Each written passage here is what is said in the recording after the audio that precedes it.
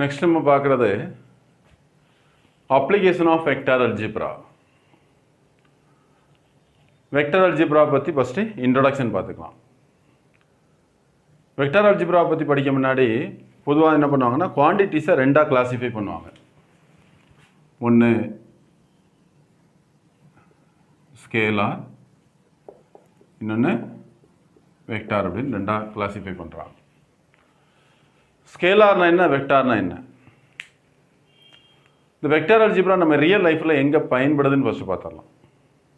Real லைஃப்பில் vector algebra எங்கே பயன்படுதுன்னு பார்க்குறத விட எங்கே பயன்படலைன்னு கேட்டால் வெக்டார் அல்ஜிப்ரா பயன்படாத இடமே கிடையாது. இப்போ நம்ம லைஃப்பில் ரியல் லைஃப்பில் ஈச் அண்ட் எவரி செகண்ட் நம்ம மேத்தமேட்டிக்ஸை யூஸ் பண்ணிட்டு தான் இருப்போம். அது நமக்கு தெரியாமலே யூஸ் பண்ணிகிட்டு இருப்போம். இப்போ நிறைய பேர் தெரியாதவங்க என்ன சொல்லுவாங்க, டிஃபரன்ஷியல் கேல்குலஸ், இன்டெக்ரல் கேல்குலஸ்லாம் எங்கே யூஸ் ஆகுது, நம்ம ரியல் லைஃப்பில் யூஸ் ஆகுதான்னு கேட்பாங்க. ரியல் லைஃப்பில் நம்ம தெரியாமலே யூஸ் பண்ணிகிட்ருப்போம். இதான் டிஃபரன்ஷியல் கேல்குலஸ் யூஸ் பண்ணி தான் இது வந்துட்டுருக்கு, இன்டெக்ரல் கேல்குலஸ் யூஸ் பண்ணி தான் இது நடந்துகிட்ருக்கு, வெக்டார் அல்ஜிப்ரா யூஸ் பண்ணி தான் இது நடந்துகிட்ருக்குங்கிறத தெரியாமலே அவங்க யூஸ் பண்ணிகிட்டே தான் இருப்போம். ஈச் அண்ட் எவரி செகண்ட் நம்ம மேத்தமேட்டிக்ஸை யூஸ் பண்ணிட்டு தான் இருப்போம். இப்போ நான் ஜஸ்ட் சொல்லிடுறேன். ஸ்கேலார்னால் என்ன அப்படின்னு கேட்டாச்சுன்னா, ஜஸ்ட் லைக் இப்போ இந்த ஒரு மார்க்கரோட லென்த் எடுத்துக்கோங்க. இந்த மார்க்கரோட லென்த்து ஒரு 10 சென்டிமீட்டர் இருக்கலாம், அல்லது ஒரு 15 சென்டிமீட்டர் இருக்கலாம்னு வைங்க. இது இப்படி வச்சாலும் 10 சென்டிமீட்டர் தான், இப்படி வச்சாலும் 10 சென்டிமீட்டர் தான், இப்படி வச்சாலும் 10 சென்டிமீட்டர் தான். அப்போ அதனுடைய டைரக்ஷன் மாறும்போது எதனாவது அதனுடைய மேக்னிடியூடில் ஏதாவது சேஞ்சஸ் இருக்குதா? இல்லை. இப்போ ஒரு ரூமோட ஏரியா எடுத்துக்கிட்டிங்கன்னா ஒரு 600 ஸ்கொயர் ஃபீட் அப்படின்னு சொல்லியாச்சுன்னா எப்படி மெஷர் பண்ணாலும் அது 600 ஸ்கொயர் ஃபீட்டாக தான் இருக்கும்.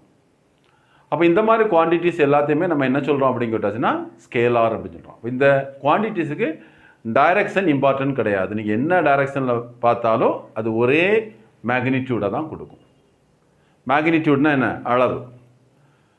ஒரு எக்ஸாம்பிளுக்கு நம்ம 1 கிலோ ஸ்வீட்டு பேக் பண்ணி வச்சுருக்கோன்னு வச்சுக்கிடுங்க. அதை அந்த தராசில் வச்சு மெஷர் பண்ணும் பொழுது என்ன டைரக்ஷன் நீங்கள் மாற்றி வச்சாலும் 1 kg தான் கேட்டோம். சரிதானே? அளவு மாறாது. நீ எப்படி டைரக்ஷன் மாற்றி வச்சாலும் அதனுடைய மேக்னிடியூட் மாறாது. அப்போ சிம்பிளாக புரிஞ்சுக்கலாமா? டைரக்ஷன் மாறும்போது அதனுடைய மேக்னிடியூட் மாறாமல் இருந்தால் that quantity is known as scalar. அப்போ ஸ்கேலார் இஸ் ஏ குவான்டிட்டி என்ன சொல்லலாம், which has only magnitude,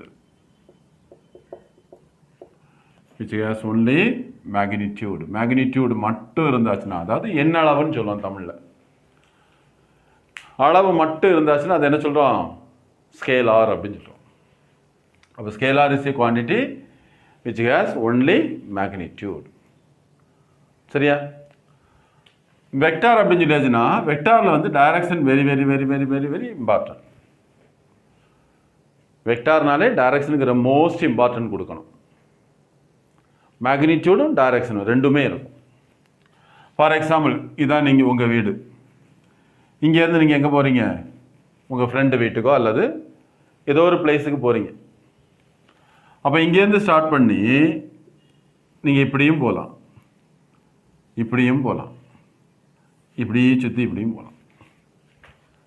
சரிதானே? அப்போ டைரக்ஷன் மாறும்போது என்டையர்லி டிஃப்ரெண்ட் ஆகுதா மேக்னிடியூட்? நான் சொல்ல புரியுதா உங்களுக்கு? அப்போ வெக்டாரை பொறுத்தளவில் டைரக்ஷனுக்கு ரொம்ப ரொம்ப ரொம்ப இம்பார்ட்டன்ஸ் கொடுக்கணும். ஸோ இப்படியும் புரிஞ்சுக்கலாம். டைரக்ஷன் மாறும்போது அதனுடைய மேக்னிடியூட் மாறியாச்சுன்னா தட் இஸ் வெக்டார். அப்போ இங்கே டைரக்ஷனை பொறுத்தா எல்லாமே மாறும். மேக்னிடியூடுமே டைரக்ஷனை பொறுத்தா மாறும். சொல்ல புரியுதா? நான் சொல்கிற எக்ஸாம்பிள் புரியுதா? இப்போ இது உங்கள் வீட்டில் இருந்து நீங்கள் இந்த பிளேஸுக்கு போகணும்னா இது ஷார்ட்டஸ்ட் ரூட்டு. இதை சுற்றியும் போகலாம், இது சுற்றியும் இப்படி சுற்றியும் போகலாம். சரிதானே? அப்போ கண்டிப்பாக டிஸ்டன்ஸும் மாறும் இல்லையா?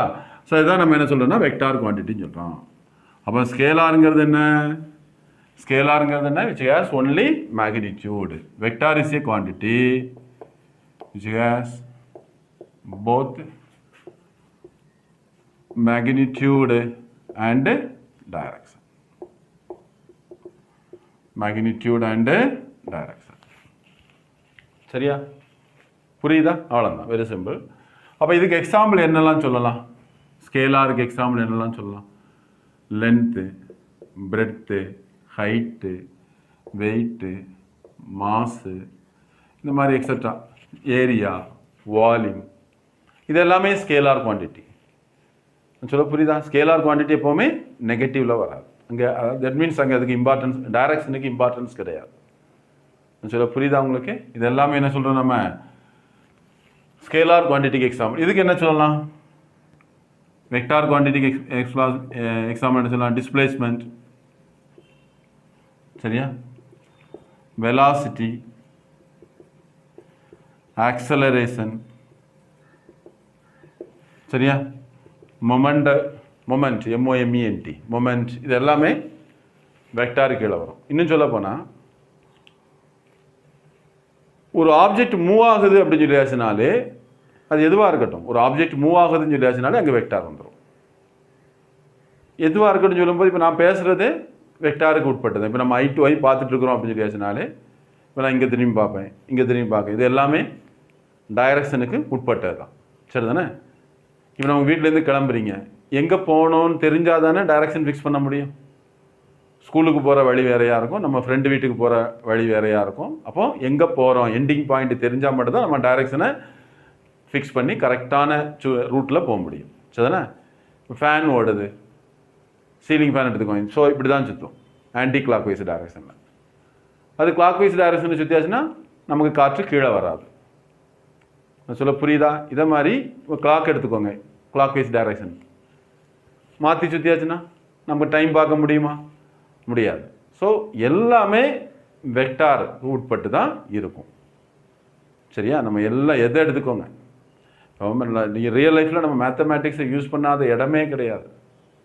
சரிதானே? இப்போ ஃபிசிக்ஸ், கெமிஸ்ட்ரி, சயின்ஸ் எல்லாமே பார்த்தீங்கன்னா மேத்தமேட்டிக்ஸை பேஸாக வச்சு தான் இருக்கும். இப்போ ஃபிசிக்ஸ் எடுத்துக்கிட்டிங்க அப்படின்னு சொல்லியாச்சுன்னா அது ஜஸ்ட்டு நம்ம பாடியில் உள்ள ஃப்ளஷ் மாதிரி. சரியா? அது மேத்தமேட்டிக்ஸ் போன் மாதிரி. போன் இல்லாமல் ஃப்ளஷ் நிற்க முடியுமா? முடியாது. அப்போ பேஸ் வந்து என்னது? மேத்தமேட்டிக்ஸ். இது நமக்கு தெரியாமலே நம்ம என்ன இப்போ நம்ம யூஸ் பண்ணிட்டு இருக்கக்கூடிய செல்ஃபோன், நம்ம என்னெல்லாம் டெக்னாலஜி யூஸ் பண்ணுறோமோ அது எல்லாமே பேஸ் வந்து மேத்தமேட்டிக்ஸ் தான். சரி, அதுக்கப்புறம் நிறைய வந்திருக்கும், ஆனால் பேஸ் வந்து என்ன தான்? மேத்தமேட்டிக்ஸ் தான். ஓகே. ஸோ இப்போ நான் என்ன சொல்கிறேன்னா, scalar is a quantity which has only magnitude. Vector is a quantity which has both magnitude and direction. அப்போ வெக்டார்னாலே டைரக்ஷனுக்கு மோஸ்ட் இம்பார்ட்டன்ட் கொடுக்கணும். சரி, இப்போ ஒரு வெக்டாரை எப்படி ரெப்ரசன்ட் பண்ணது அப்படின்னு பார்க்கலாம். Just representation of A vector.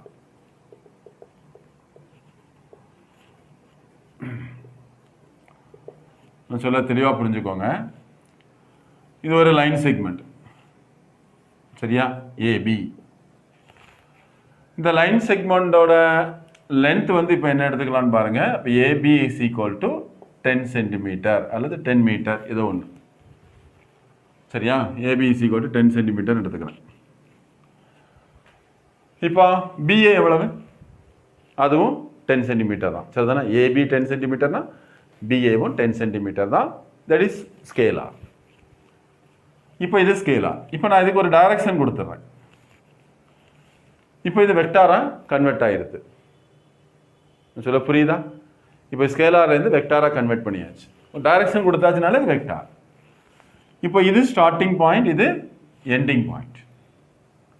ஒரு வெக்டார் அப்படின்னு சொல்லியாச்சுனாலே கண்டிப்பாக என்ன இருக்கணும்? ஒரு ஸ்டார்டிங் பாயிண்ட்டும் எண்டிங் பாயிண்ட்டும் இருந்தே தீரணும்.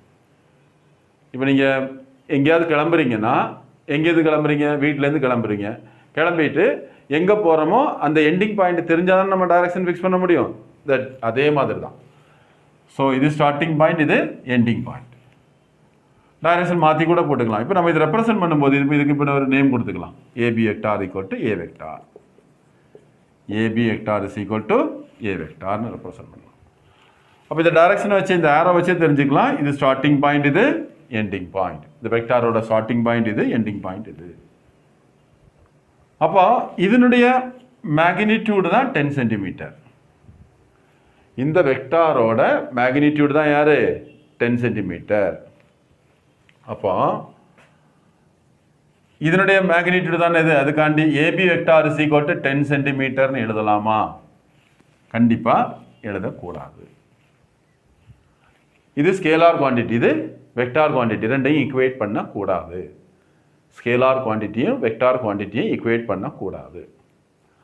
அப்போ இந்த இதனுடைய மேக்னிடியூடை எப்படி ரெப்ரசன்ட் பண்ணுது? இப்போ எனக்கு என்ன செய்யணும், இந்த வெக்டாருக்கு மேக்னிடியூட் இதுன்னு காட்டணும்.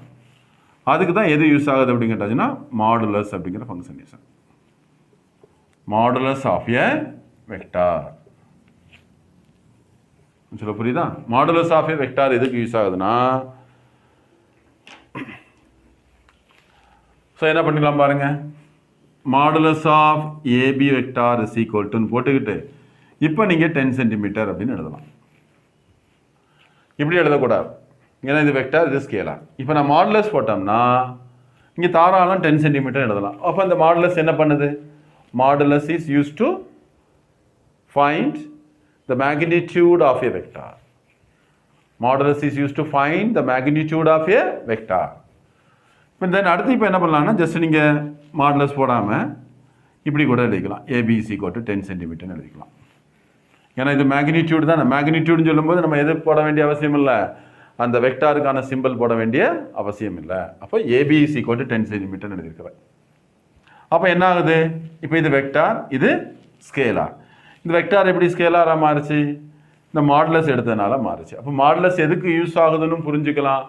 Modulus is use to convert a vector into a ஸ்கேலார்னு புரிஞ்சுக்கலாம். சொல்ல புரியுதா? அப்போ மாடுலஸுங்கிறது எதுக்கு? It is use to find the magnitude of a vector, also it is use to convert a vector into a scalar அப்படின்னு புரிஞ்சுக்கலாம். சொல்ல புரியுதா? அவ்வளோதான், வெரி சிம்பிள். அப்போ நான் AB is equal to 10 centimetre அப்படின்னு எழுதிக்கிறேன். சரிதானே? அப்போ மாடுலஸுங்கிறது என்னது? It is use to find the magnitude of a vector. Then நம்ம அடுத்து என்ன பார்க்க போகிறோம்னா, டைப்ஸ் ஆஃப் வெக்டார்ஸை பற்றி பார்க்க போகிறோம். சரியா? அப்போ vector is a quantity which has both magnitude and direction. Vector வந்து நம்ம ரியல் லைஃப்பில் each and every second use பண்ணியிருக்கோம்னு சொன்னேன். நம்ம பைக்கில் போகிறதாகட்டும், ஃப்ளைட்டில் போகிறதாகட்டும், கொஞ்சம் இமேஜின் பண்ணி பாருங்கள். ஃப்ளைட்டில் எல்லாம் போகும்போது ஒரு குறிப்பிட்ட ஹைட்டுக்கு மேலே நமக்கு எதுவுமே தெரியாது, வெறும் க்ளவுடு மட்டும்தான் தெரியும். அப்போ அந்த பைலட் எப்படி அதை கரெக்டாக கொண்டு போகிறாங்க? அப்போ இந்த வெக்டார் அங்கே மோஸ்ட் இம்பார்ட்டன்ட், டைரக்ஷன் வந்து மோஸ்ட் இம்பார்ட்டன்ட். ஒரு எக்ஸாம்பிள் சொன்னேன், நாட் ஒன்லி வெக்டார், அதில் எல்லாமே இன்க்ளூட் ஆகும். சரிதானா? ஃபிசிக்ஸு, கெமிஸ்ட்ரி எல்லாமே இன்க்ளூட் ஆகும். பட் நம்ம இப்போ வெக்டார் அதில் வந்து மெயின் இம்பார்ட்டன்ட் பார்ட் அப்படிங்கிறத சொல்கிறேன். சரியா? ஸோ இந்த மாதிரி நிறைய சொல்லிக்கிட்டே போகலாம். இப்போ நம்ம டைப்ஸ் ஆஃப் வெக்டாரை பார்க்கணும்னு சொன்னோம் இல்லையா? ஃபர்ஸ்ட் ஒன் என்ன சொல்லலாம் அப்படின்னா, யூனிட் வெக்டார். யூனிட் வெக்டார்னா என்ன?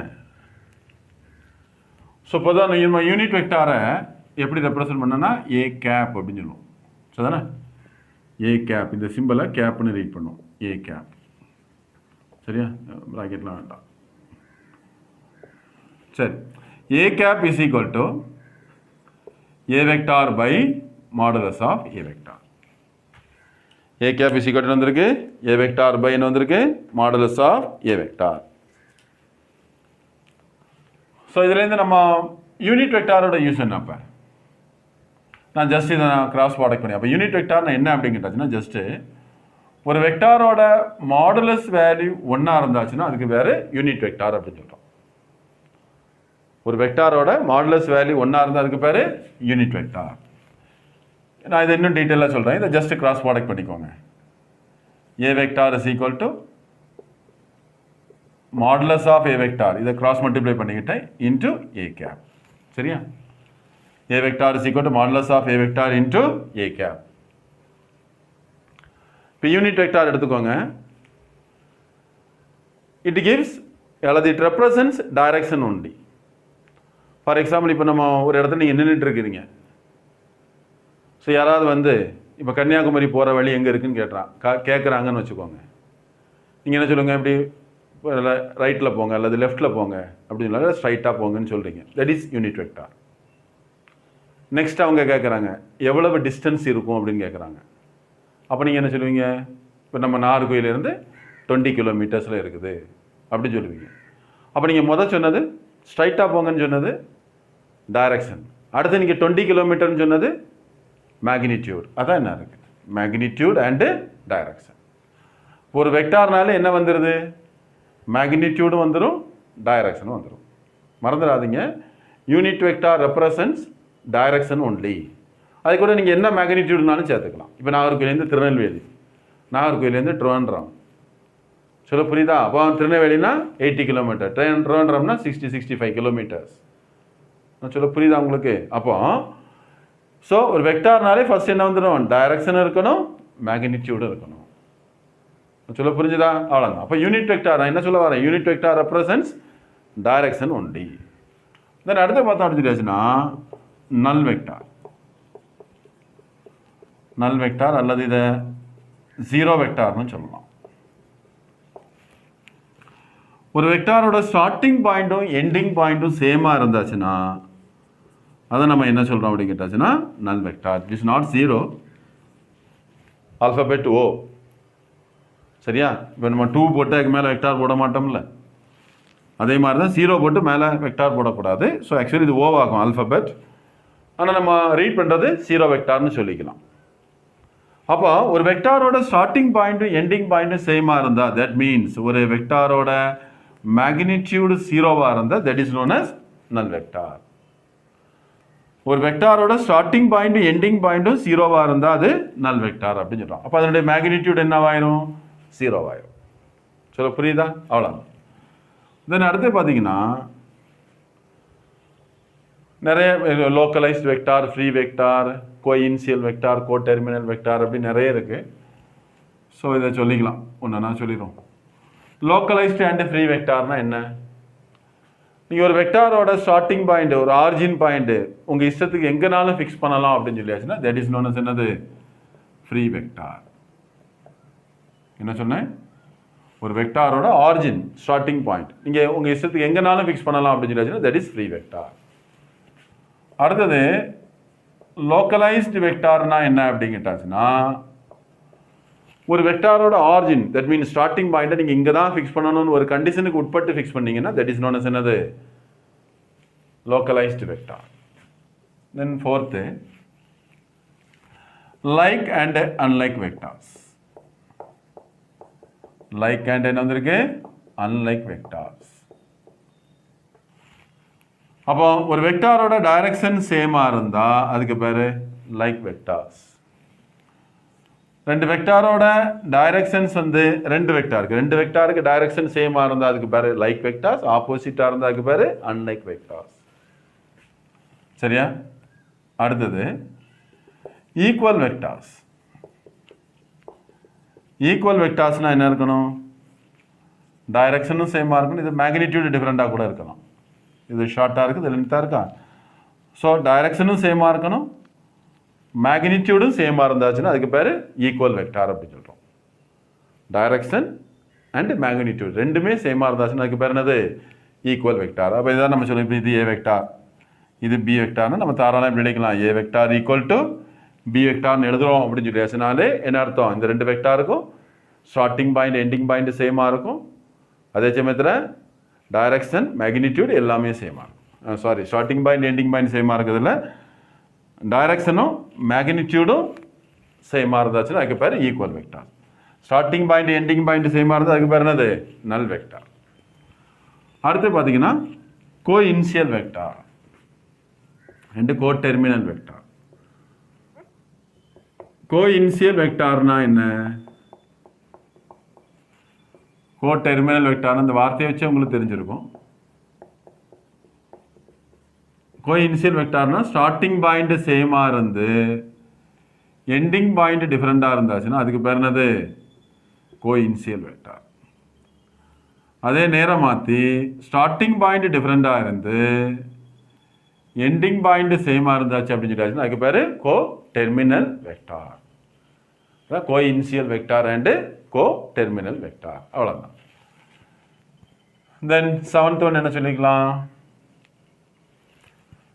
parallel vectors, collinear or parallel vectors.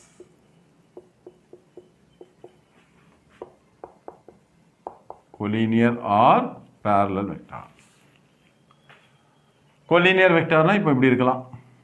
இது A வெக்டார், இதுக்கு மேலேயே பி வெக்டார் இப்படி இருந்தாலும் கொலினியர் தான். அல்லது இது ஏ வெக்டார், இது பி வெக்டார், இப்படி இருந்தாலும் எவ்வளோதான் கொலினியர் தான். இதில் என்ன, இன்பிட்வீன் ஆங்கிள் வந்து இங்கே 0 டிகிரி, இங்கே இன்பிட்வீன் ஆங்கிள் வந்து என்ன வந்துடுது, இந்த ரெண்டுக்கும் இன்பிட்வீன் ஆங்கிள் 180 டிகிரியாக இருக்கும். இது சேம் டைரக்ஷன், இது ஆப்போசிட் டைரக்ஷன், இது ரெண்டும் கொலினியர் தான். அல்லது பேரலல், பேரலல்னா எப்படி இருக்கலாம், இப்படி இருக்கலாம். இது ஏ வெக்டார், இது பி வெக்டார், இப்படி இருந்தாச்சுன்னா சரியா. இதுக்கான கண்டிஷன் என்ன அப்படின்னு கேட்டாச்சுன்னா A vector is equal to lambda into B vector. மறந்துடாதீங்க. One vector is equal to some scalar into another vector அப்படின்னு சொல்லியாச்சுனாலே ரெண்டுக்கும் டைரக்ஷன் சேம் தான், பட் இதுக்கும் மேக்னிடியூடு டிஃப்ரெண்ட்டாக இருக்கும். இது அப்படி இல்லை, மேக்னிடியூடும் டைரக்ஷனும் சேமாக இருந்தால் ஈக்குவல் வெக்டார். இது parallel or collinear vector. Condition for two vectors are collinear or parallel அப்படின்னு சொல்லியாச்சுனால என்ன சொல்லணும், A vector is equal to lambda into B vector. இது இன்னொன்று கவனிங்க, சேம் டைரக்ஷனாக இருந்தால் lambda into B vector, opposite டைரக்ஷனாக இருந்தால் minus lambda into B vector. இது ரெண்டும் ஆப்போசிட் டைரக்ஷன் இல்லையா, அப்போ minus lambda into B vector. அடுத்து சொல்லலாம். அடுத்து 8th one, coplanar vectors. Coplanar வெக்டார்ஸ்னா என்ன அப்படின்னு கேட்டாச்சுன்னா, if two or more vectors are lies in a plane or parallel to the plane. இப்போ இது ஒரு பிளேன் வச்சுக்கோங்க, இது ஒரு பிளேன் சரியா. இப்போ ஒரு வெக்டார் இப்படி இருக்குது, ஒரு வெக்டார் இப்படி இருக்குது, ஒரு வெக்டார் இப்படி இருக்குது, ஒரு வெக்டார் அதுக்கு பேரலாக இருக்குது. இப்போ இந்த 4 வெக்டாருமே இந்த 3 வெக்டார் பாருங்கள், 1 2 3, இந்த 3மே பார்த்தீங்கன்னா ஒரே பிளேனில் இருக்கும். ஸோ இது அதுக்கு பேரலாக இருக்குது அப்படின்னு சொல்லியாச்சுன்னா இந்த 4மே என்ன தான், கோப்ளானர் வெக்டார்ஸ் தான். புரியுதா? அப்போ if two or more vectors are lies in a plane or parallel to the plane, then it is known as coplanar vectors. இதுக்கான கண்டிஷன் என்ன, a vector is equal to a vector, b vector, c vector, இந்த மூணும் coplanar வச்சுக்கோங்களேன். m into b vector plus n into c vector. இப்போ இன்னொரு vector இருந்தால் இன்னொரு ஸ்கேலாரை போட்டு டி வெக்டார் அப்படின்னு போட்டுகிட்டே போகலாம். புரியுதா? அப்போ கண்டிஷன் ஃபார் கோப்ளானர் வெக்டார்ஸ்ன்னு கேட்டால் இது எழுதணும், A vector equal to M into B vector plus N into C vector. இதில் எம்மும் என்ன ஸ்கேலார். இந்த 9th ஒன், ஆப்போசிட் வெக்டார்ஸ் எடுத்துக்கலாம். ஆப்போசிட் வெக்டார்னா என்னன்னு சொல்கிறேன். ஆப்போசிட் வெக்டார்ஸ், இப்போ 2 வெக்டார் வந்து எப்படி இருக்குது, same magnitude but opposite in direction அப்படின்னு சொல்லியாச்சுன்னா சரியா. மேக்னிடியூடு சேமாக இருக்கும், பட் டைரக்ஷன் ஆப்போசிட்டாக இருந்தாச்சுன்னா அதுக்கு பேர் என்னது, ஆப்போசிட் வெக்டார்னு சொல்லுவோம். அப்போ இதைத்தான் நம்ம எப்படி ரெப்ரசென்ட் பண்ணுவோம்னா, A vector is equal to, இதில் எழுதுறேன், A vector is equal to minus B vector அப்படின்னு எழுதிக்கலாம். A vector equal to minus B vector. அதான் இங்கேயும் சொன்னேன். இந்த ரெண்டும் collinear, same direction, so theta 0 degree. இந்த ரெண்டும் collinear, opposite direction, theta 180 in between angle, theta 180 degree. Same டைரக்ஷனாக இருந்தால் A vector equal to lambda into B vector, opposite டைரக்ஷனாக இருந்தால் A vector equal to minus lambda into B vector. இப்படி புரிஞ்சுக்கலாம். சொல்ல புரிஞ்சுதா? அப்போ condition for two vectors are collinear or பேரலல்னு கேட்டால் என்ன சொல்லணும் result, A vector equal to lambda into B vector. இதை சொல்லிக்கிட்டா அப்புறம் இதை சொல்லணும் அவசியம் இல்லை. A vector equal to lambda into B vector. One vector is equal to some scalar into another vector அப்படின்னு சொல்லியாச்சுனாலே they are collinear or parallel. அப்போ கொலினியரா பேரலாலா எக்ஸாக்டாக கண்டுபிடிக்கணும், அதுக்கு ஒரு கண்டிஷன் இருக்குது சரியா. பேரலாக இருந்தால் டிஃப்ரெண்ட் பாயிண்ட் இருக்கும். இதுக்கு ஒரு பாயிண்ட், இப்போ இது parallel A B C D. So there is no common point. இந்த 2 வெக்டாருக்கும் காமன் பாயிண்ட் இல்லை. அதாவது இது starting point A, ending point B, இங்கே starting point C, ending point D. So இதே பார்த்தீங்கன்னா இது ஏ, இது பி, இது சி. இதுக்கு காமன் பாயிண்ட் இருக்குதா, அல்லது இதை மார்க் பண்ணிக்கிட்டான்னு சொல்லலாம். இது ஏ, இது பி, இந்த பக்கம் சி. பாருங்கள் காமன் பாயிண்ட் ஏ இருக்குதா. அப்போ ஏபி ஏசி, ஏபி ஏசி அப்படி தானே சொல்லுவோம். அப்போ காமன் பாயிண்ட், ஏதோ ஒரு காமன் பாயிண்ட் இருக்குது அப்படின்னு சொல்லியாச்சுன்னா அது கொலினியர் வெக்டார்ஸாக இருக்கும். இப்படி காமன் பாயிண்ட் இல்லாமல் இருந்தால் அது வந்து பேரலல் வெக்டார்ஸாக இருக்கும். இது நீங்கள் சம் செய்யும்போது நீங்களே தெளிவாக புரிஞ்சுப்பீங்க. அவ்வளோதான் சரியா? ஸோ அப்போ என்னெல்லாம் டைப்ஸ் ஆஃப் வெக்டார்ஸ் பார்த்துக்கிறோம் பாருங்கள். யூனிட் வெக்டார் எதுக்குன்னு சொல்லியிருந்தேன். Unit vector is use to represent direction only, மறந்துடாதீங்க. நல் வெக்டார், அப்புறம் free or free and localised vector, like and unlike vectors, equal vectors, coinitial and coterminal vector, collinear or parallel vector, இன்னொன்று என்ன சொல்லியிருக்கேன், coplanar vector, அடுத்தது என்னது opposite vector அப்படின்னு சொல்லியிருக்கிறேன். சரி, இந்த ஆப்போசிட் வெக்டாரில் நம்ம ஒரு விஷயம் கவனிக்கணும். இப்போ ஒரு வெக்டார் இருக்க வச்சுடுங்க. இப்போ ஏபின்னு ஒரு வெக்டார் இருக்குது, நான் இதில் எழுதுகிறேன். சரியா? ஏபின்னு ஒரு வெக்டார் இருக்குது.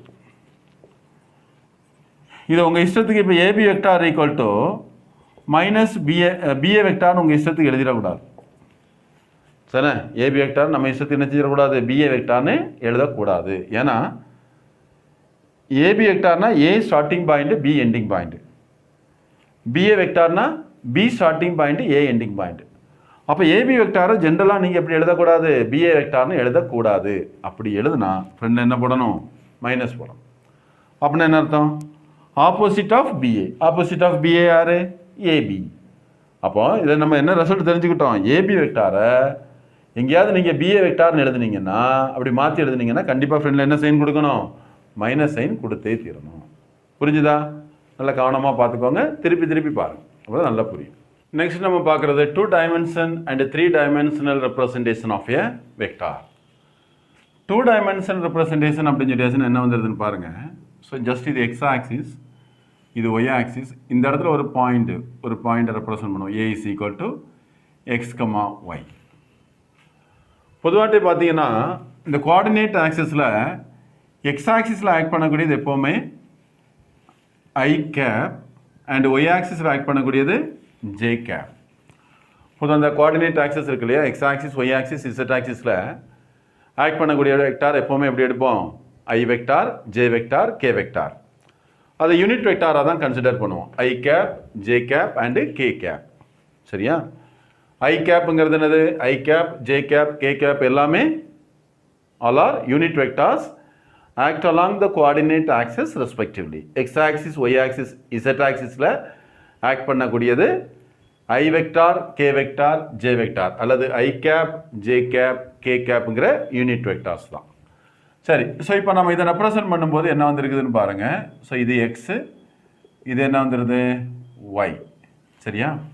அப்போ நம்ம என்ன பண்ணிடலாம்னா இந்த டிஸ்டன்ஸ் இதை தான் நம்ம என்ன சொல்லணும்னா ஆர் வெக்டார் அப்படின்னு சொல்கிறோம். சரியா?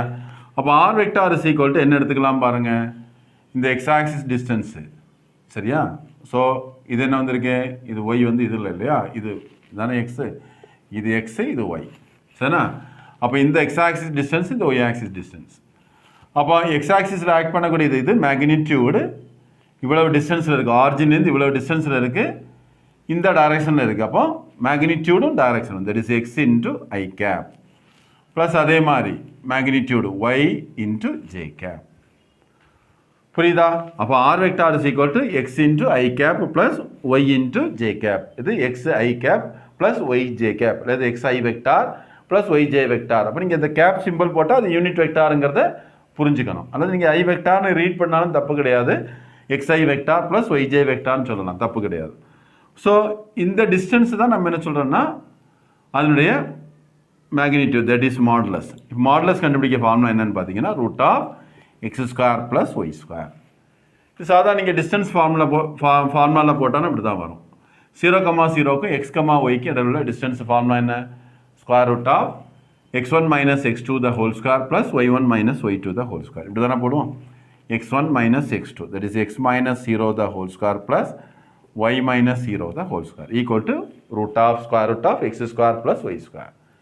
அப்போ என்னது இருக்கு, ஐக்கு கோஎஃபிஷியன்ட் ஸ்கொயர் ப்ளஸ் ஜேயோட கோஎஃபிஷியன்ட் ஸ்கொயர், அதான் மாடுலஸ். அப்போ மாடுலஸுங்கிறது என்னது, இந்த ஆரிஜினுக்கும் அந்த பாயிண்ட்டுக்கு இடையில உள்ள டிஸ்டன்ஸ் தான் நம்ம என்ன சொல்கிறோம், என்னது மாடுலஸ் ஆஃப் ஏ வெக்டார் அப்படின்னு சொல்கிறோம். இதே மாதிரி 3 டைமென்ஷனுக்கும் அதே தான். 3 டைமென்ஷன்னா ஜஸ்ட் எப்படி புரிஞ்சுக்கோங்க.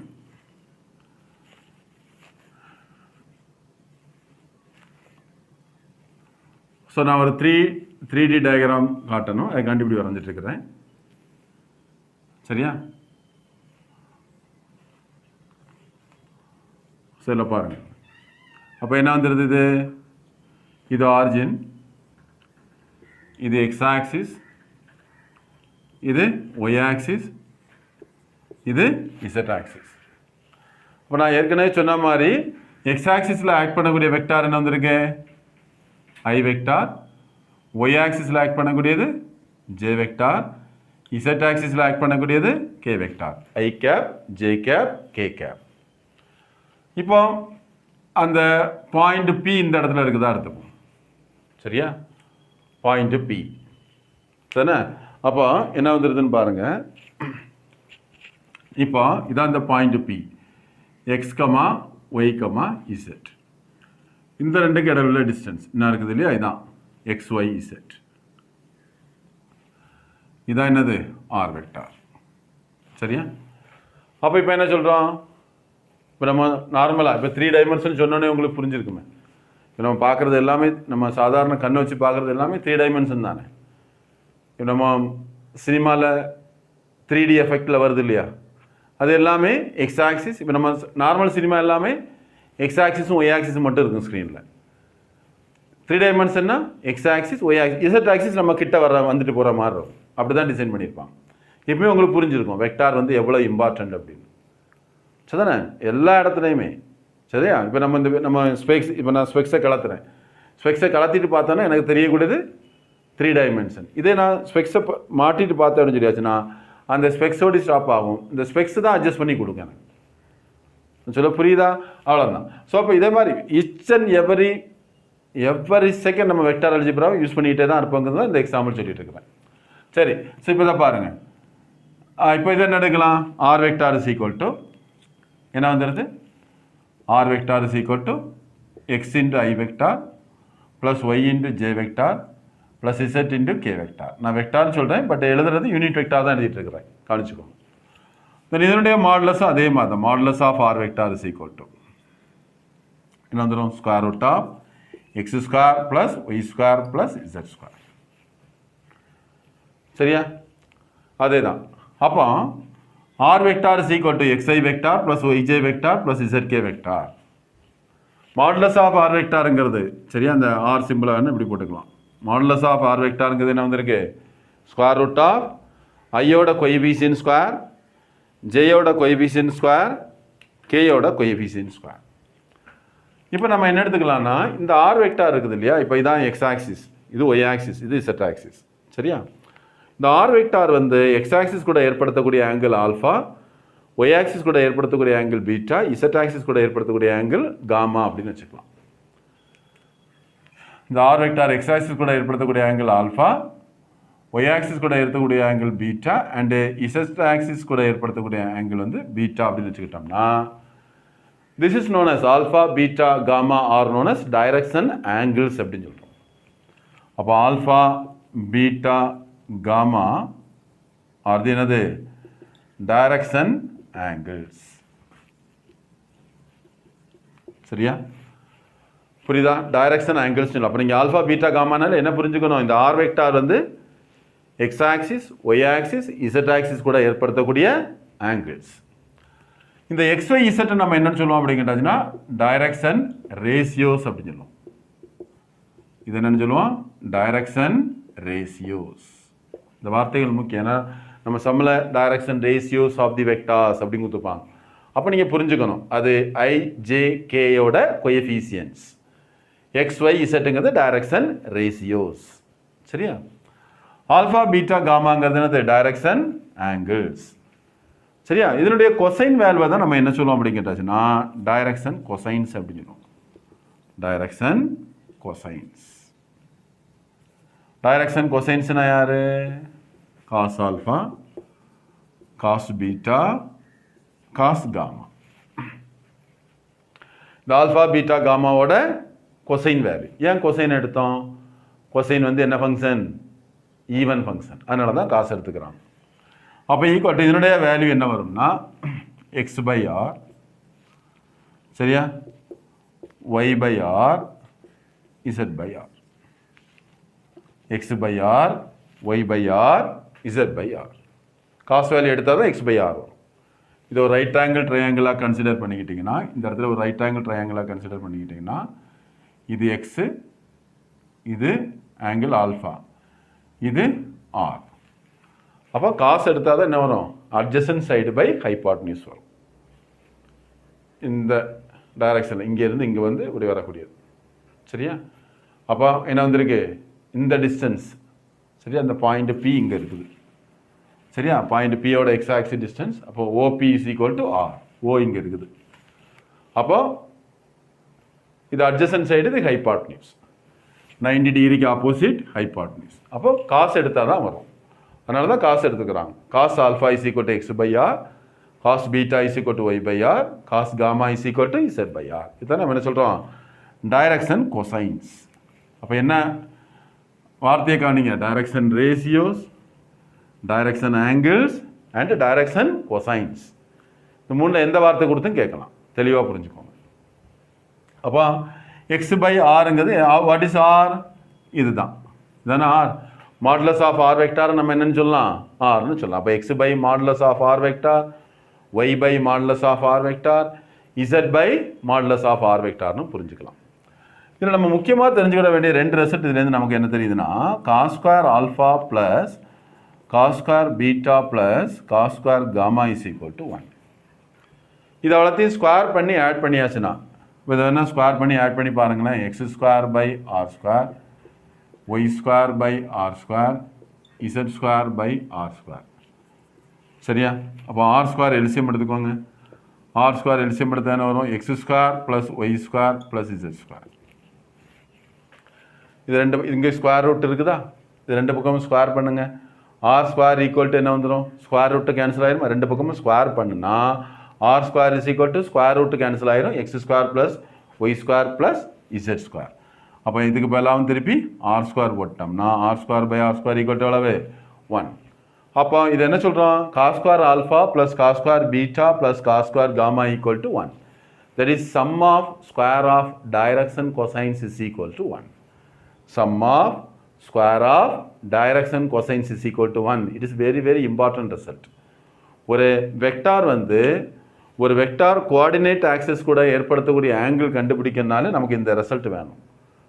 Cos square alpha plus cos square beta plus cos square gamma equal to 1.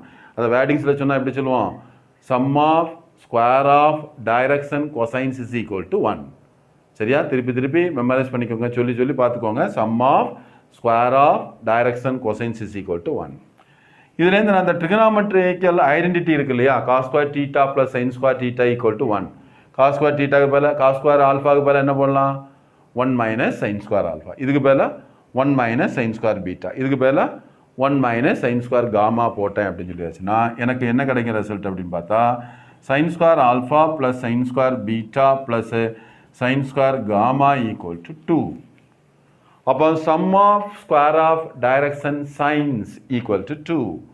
Sum of square of direction cosines is equal to 1. சரியா? மறந்துடாதீங்க. Sum of square of direction cosines is equal to 1. Sum of square of direction sines is equal to 2. இது எல்லாமே நமக்கு ரொம்ப important result. So அடுத்தது நம்ம product of வெக்டார்ஸை பற்றி பார்க்கலாம். ஸோ நம்ம கொஞ்சம் ரிசல்ட்ஸு பார்க்கலாம். அதில் ஃபஸ்ட்டு ஒன் ட்ரையாங்கிள் லா. ட்ரையாங்கிள் லானா ஜஸ்ட் இப்போ என்ன வந்திருக்குது? ஏபிசின்னு ஒரு ட்ரையாங்கிள் எடுத்துப்போம். இதில் ஏசி வெக்டார் ஈக்குவல் டு எப்படி அடிக்கலாம் பாருங்கள்? AB vector plus BC vector. A is the starting point, C is the ending point. இங்கேருந்து இங்கே போகணும். ஸோ நம்ம டைரெக்டாக போகாமல் இங்கே வந்துக்கிட்டு இங்கேருந்து இங்கே போகிறோம். அவ்வளோதான் வித்தியாசம். AC vector equal to AB vector plus BC vector. சரியா? இதுதான் நம்ம என்ன சொல்கிறோம் அப்படின்னு கேட்டாச்சுன்னா ட்ரையாங்கிள் லா ஆஃப் அடிஷன் அப்படி சொல்கிறோம். Triangle law of addition. இதை யூஸ் பண்ணி இப்படியும் புரிஞ்சுக்கலாம்ல. ஃபார் எக்ஸாம்பிள் இப்போ நம்ம ரெண்டு பொசிஷன் வெக்டார் எடுத்துக்கலாம். பொசிஷன் வெக்டாருங்கிறது வேறு ஒன்றுமே இல்லை, ஜஸ்ட் கோஇன்சியல் வெக்டார். ஒரே ஸ்டார்டிங் பாயிண்ட்டும் எண்டிங் பாயிண்ட் டிஃப்ரெண்ட்டாக இருக்கக்கூடியதான் பொசிஷன் வெக்டார் அப்படின்னு சொல்கிறோம். அப்போ OA vector, OB vector. Actually எனக்கு இப்போ என்ன தேவை? ஏபி வெக்டார் தேவைன்னு வச்சுக்கோங்க. என்ன தேவை? AB vector. இதை யூஸ் பண்ணி இதை எழுதுங்க. OB vector is equal to OA vector plus AB vector. OA vector plus AB vector. சரிதானா? இப்போ நான் என்ன பண்ணுறேன்? இதை இங்கே கொண்டு வந்துடுறேன். அப்போ என்ன வந்துடுது பாருங்கள். OP vector minus OA vector equal to AB vector. அப்போ என்ன வந்துடுது? AB vector equal to OP vector minus OA vector. AB vector equal to என்ன? OP vector minus OA vector. அவ்வளோதான், வெரி சிம்பிள். அப்போ இதை வந்து தெரிஞ்சுக்கோங்க. இது ஒரு இம்பார்ட்டன்ட் ரிசல்ட்டு. தெரியும் தானே? இது ஸ்டார்டிங் பாயிண்ட், இது எண்டிங் பாயிண்ட். அப்போ ஏபி வெக்டார் எப்படி எழுதலாம்? எண்டிங் பாயிண்டோட பொசிஷன் வெக்டார் மைனஸ் ஸ்டார்டிங் பாயிண்டோட பொசிஷன் வெக்டார். ஏபி வெக்டார் எப்படி எழுதலாம்? OP vector minus OA vector அப்படின்னு எழுதிக்கலாம். சரியா? தென் அடுத்து பார்த்தீங்கன்னா, ஸோ சாதாரண அல்ஜிப்ரா ரிசல்ட்லாம் M into A vector plus B vector is equal to என்ன இருக்கு? M into A vector plus M into B vector. M into N into A vector is equal to M into A vector into N எழுதிக்கலாம், அல்லது M into N into A வெக்டார்னு எழுதிக்கலாம்.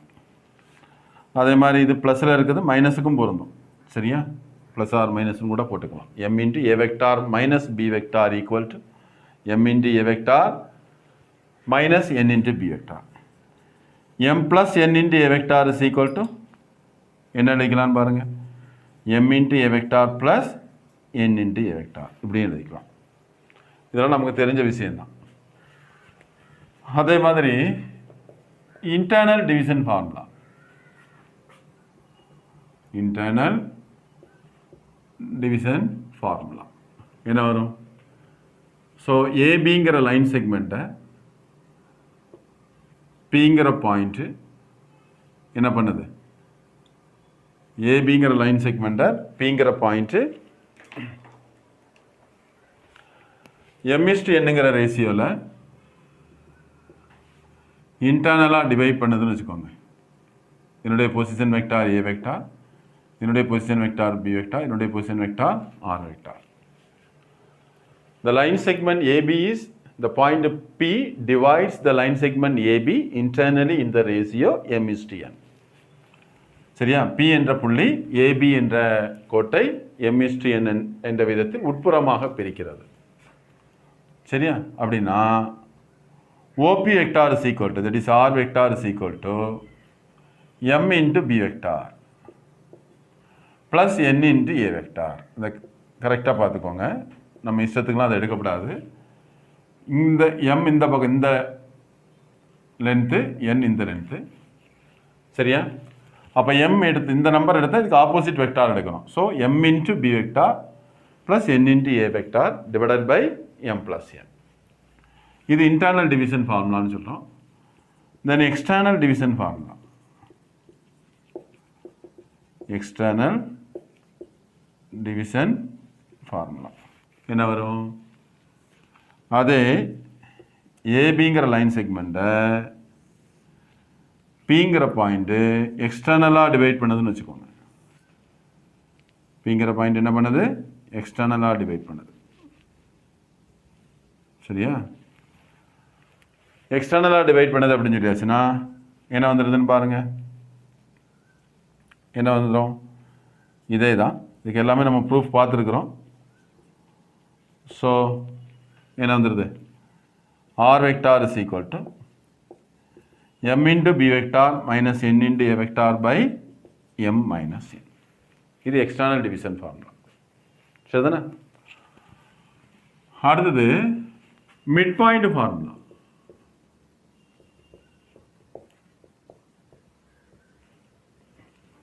Mid point ஃபார்முலானா, suppose if P is the midpoint of AB, midpoint என்ன ரேஷியோவில் divide பண்ணும்? 1:1 ரேஷியோவில் divide பண்ணும். சரியா?